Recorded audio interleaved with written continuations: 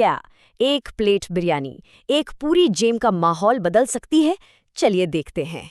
कहानी है सीतापुर जेल के बावर्ची गब्बर की, जो जेल के बेस्वाद खाने से तंग आ चुका था। एक दिन गुस्से में उसने थाली पटकी और नीचे से आई एक खोखली आवाज, एक राज की आहट। गब्बर के दिमाग में एक आइडिया आया, कंकाल नहीं बल्कि एक खुफिया अंडरग्राउंड किचन बनाने का। तो उसने अपने दोस्त वीरू के साथ मिलकर इस सपने को हकीकत में बदलने का एक पक्का प्लान बनाया। पहली चुनौती थी खुदाई की मिट्टी को उस शक की गार्ड पिंटू की नजरों से छुपाना। लेकिन गब्बर की हाजिर जवाबी काम आ गई। सारा इल्जाम उस पतली दाल पर डाल दिया गया। अब बारी थी मसालों की। भैरवी ने मदद की, लेकिन बिरयानी की पहली प्लेट के वादे पर। फिर शुरू हुआ रात के अंधेरे में एक एक करके सामान को कोठरी तक पहुंचाने का सिलसिला।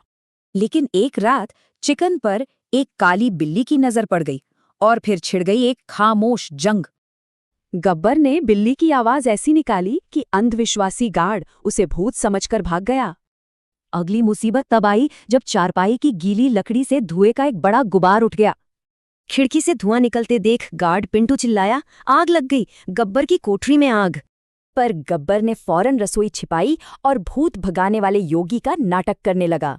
लेकिन धुएं के साथ एक ऐसी खुशबू फैली जिसे छुपाना नामुमकिन था, असली चिकन बिरयानी की।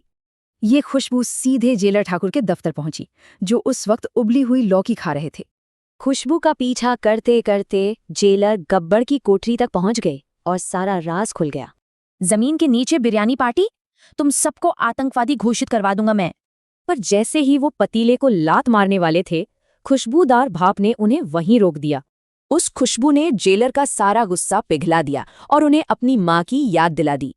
गब्बर ने चुपचाप एक प्लेट आगे बढ़ाई, कहा, माँ का हाथ तो नहीं, पर बेटे का प्यार है। जेलर ने बस एक निवाला खाया और उनके चेहरे पर एक अजीब सा सुकून और शांति छा गई।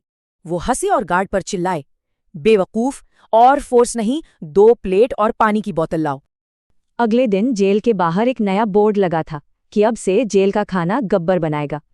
तो बात यह है कि अच्छा खाना और सच्ची हमदर्दी नफरत की बड़ी से बड़ी दीवारें भी तोड़ सकती है।